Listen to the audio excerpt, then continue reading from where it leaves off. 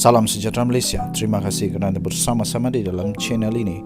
Untuk mendapatkan berita terkini dan sentiasa baru, sila tekan butang subscribe, like dan share. Sila tekan butang notifikasi untuk mendapatkan berita terkini setiap hari. Denyut nadi suara rakyat bergema di channel ini. Kita akan mulakan berita terkini. Salam sejahtera Malaysia. Denyut nadi suara rakyat bergema di channel ini. Tuan-tuan dan puan yang dihormati sekalian, ini ada satu tajuk berita yang sungguh lucu. Saya ketawa sampai keluar air mata tahu. Sampai keluar air mata. Aduh, sekarang kempen di dunia ini pelik bin ajaib. Ini kempen yang memang sudah sah, confirm, terdesak, tidak ada cara lain lagi untuk menang. Sampai ini pun jadi kempen.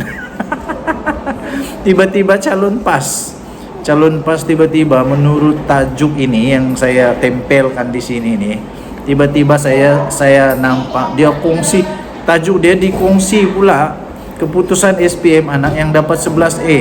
Yang saya heran, apa kena mengena anak dia dengan dia mau jadi YB? Apa kena mengena?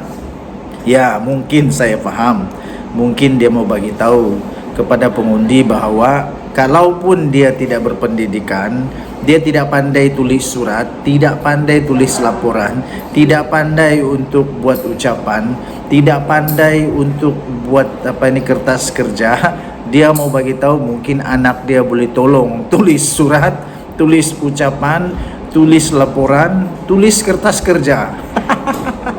Ini KYB ini KYB yang perlu ada di Sungai Bakap. Ini KYB yang perlu ada di Sungai Bakap, yang terpaksa jual anak dia punya keputusan untuk mau menyatakan kepada pengundi bahawa dia perlu untuk diundi. Aduh, kalau begini lebih baik jangan undi dia, kita undi anak dia. Kan anak dia ada plus 11A. Cemerlang tu anak dia, tahniah diucapkan kepada anak yang cemerlang. Tapi belum pernah saya nampak ada calon YB, ada calon yang mau bertanding di PRK kah, PRU kah, PRN kah, yang tiba-tiba tak semena-mana dia pakai pula dia pakai pula keputusan anak dia untuk mau raih undi. Ini betul-betul lucu dan saya pikir betul-betul sudah terdesak untuk mau dapat undi. Nah, jadi orang-orang di Sungai Bakap pikirkanlah. Kalau mau dapat YB yang ada anak cemerlang, undilah dia. Tapi kalau mau dapat YB yang memang betul-betul dia sendiri cemerlang, dia pun cemerlang, anak dia pun cemerlang, dia ada PhD, dia pandai buat laporan sendiri, pandai buat ucapan sendiri, pandai buat kertas kerja sendiri, pandai buat laporan sendiri, semua dia pandai buat, undilah orang yang ada PhD.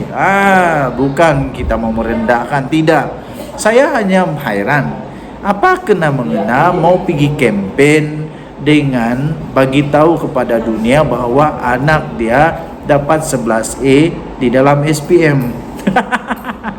Kalau begitu, semua orang yang anak dia ada 11A boleh jadi YB kah?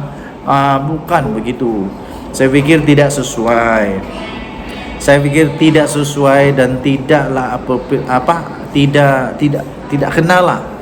Not appropriate to use your children, your kids punya SPM result hanya untuk mau meraih undi, kerana ini mengganggu diorang punya so-called privacy. Janganlah kacau privacy anak hanya untuk mau dapat undi. Nanti sekarang semua orang sudah kenal anak kamu. Nanti semua sudah orang kenal anak kamu, bagus kalau menang. Kalau kalah, orang kenal, inilah anak yang bapaknya kalah dalam pilihan raya.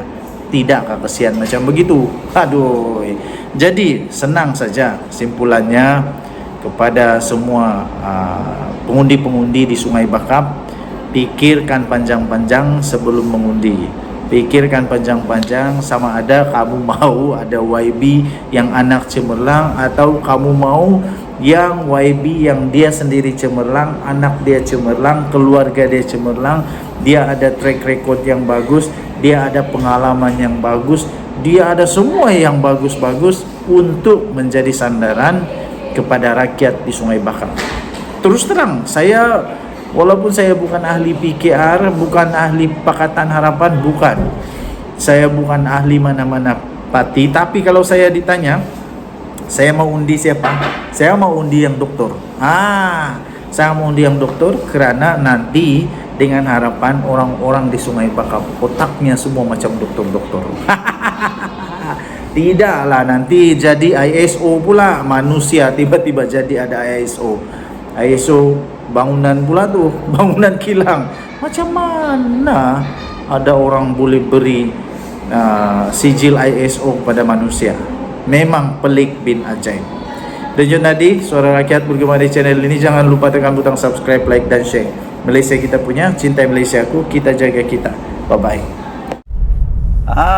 Salam sejahtera Malaysia. Berita gembira untuk seluruh rakyat Malaysia. Datuk Seri Anwar Ibrahim tidak lama lagi akan mengumumkan kenaikan gaji. Inilah yang paling ditunggu oleh seluruh rakyat Malaysia, of course. Itulah Datuk Seri Anwar Ibrahim ni bijak. Dia kasih hilang subsidi secara bersasar. Dia jadikan subsidi itu secara bersasar sebab supaya gaji boleh makin meningkat. Itulah yang pembangkang tidak faham. Selama ini pembangkang suka mungkin pembangkang suka selama ini walaun walatok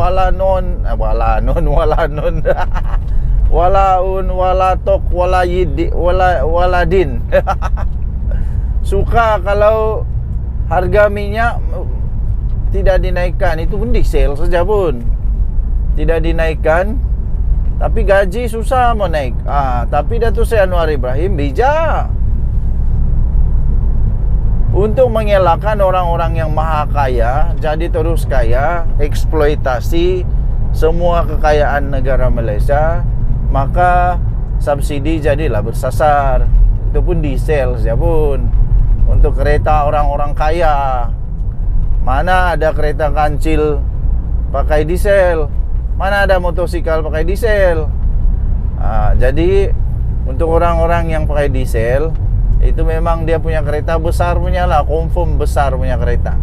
Jadi perlulah untuk bersasar supaya rakyat yang betul-betul perlu subsidi dapat diutamakan. Bila sudah tidak ada subsidi secara menyeluruh, sudah bersasar, Datuk Seri Anwar Ibrahim naikkan gaji. Inilah yang kita mau, supaya rakyat B40 dapat gaji lebih banyak. Bukankah itu lebih baik daripada memperkayakan yang sudah kaya? Jadi kayakanlah orang yang belum kaya.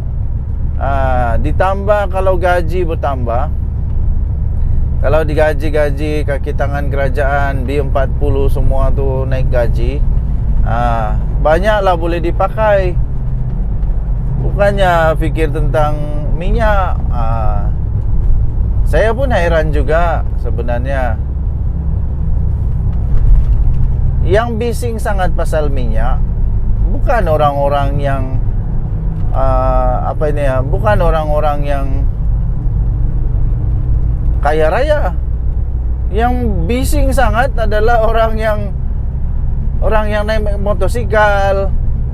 Itu pula yang bising. Orang yang kaya diam-diam saja, yang terkesan dengan kenaikan harga minyak diam-diam. Tapi orang yang naik motor, naik kereta macam saya yang kereta kecil-kecil je ni, pakai petrol, itulah yang bising sangat.